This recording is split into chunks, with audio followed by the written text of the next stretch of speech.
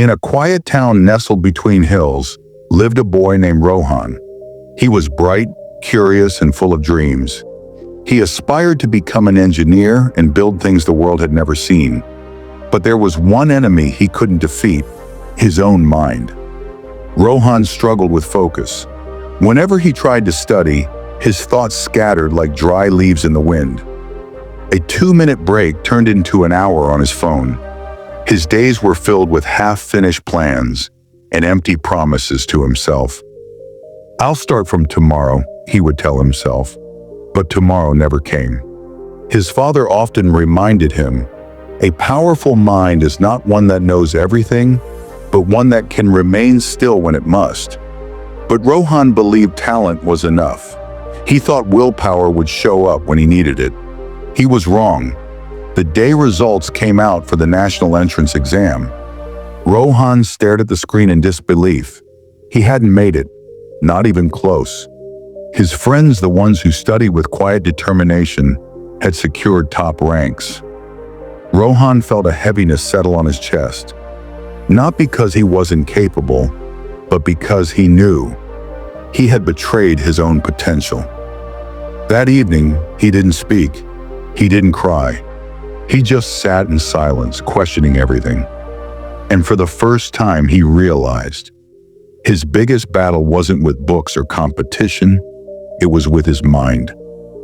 The next morning, Rohan walked to the outskirts of town, to an old monastery where a monk known as Master Veer resided. People spoke of him as a man who once lived an ordinary life, full of noise and chaos, but had tamed his mind to the point of stillness. Rohan found him sitting under a tree, eyes closed, as if nothing in the world could disturb him. When the monk opened his eyes, Rohan bowed and said, "Master, I cannot control my mind. I want to focus, to build my future, but my thoughts pull me away. I keep losing to myself." The monk looked at him and said, "You are not alone, child. The wildest battlefield lies within the mind. Come, let me share with you a tale." The monk began. Many years ago, there was a warrior named Arik. He was skilled, fast, and fearless. But he had one weakness. He couldn't control his mind. On the battlefield, his thoughts would wander.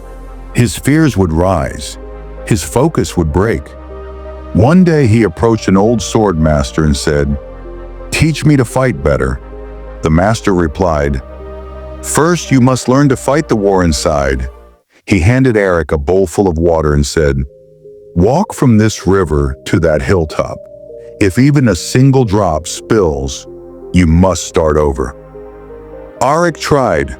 The first time he was distracted by birds, the second by people, the third by his own thoughts. He failed again and again, until one day he walked with his eyes fixed on the water. He heard nothing, saw nothing, thought of nothing else, and not a single drop spilled. The master smiled and said, "Now you're ready to face the real battles, because you've mastered the first one, your mind." The monk looked at Rohan and said, "Your mind is your battlefield.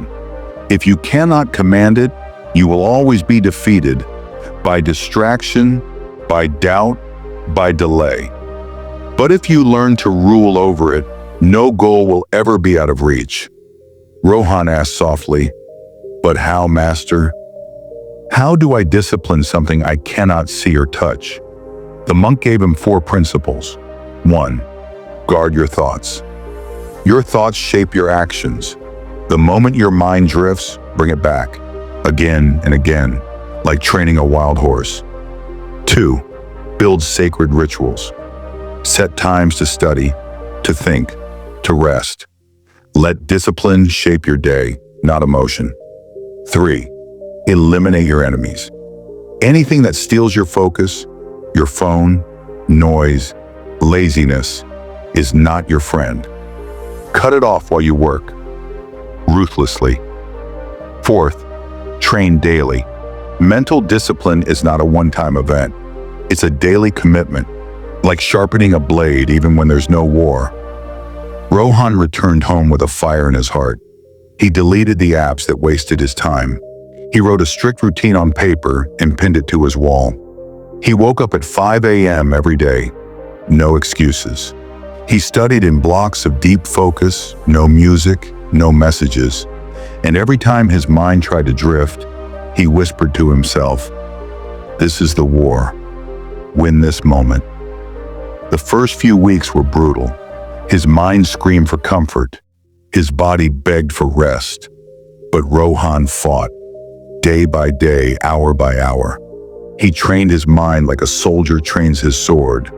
And when the next exam came, he wasn't just ready, he was transformed. He didn't just pass. He ranked in the top 50. People called him brilliant. But only Rohan knew. His real victory had happened long before the exam. It happened the moment he decided to no longer be a slave to his mind.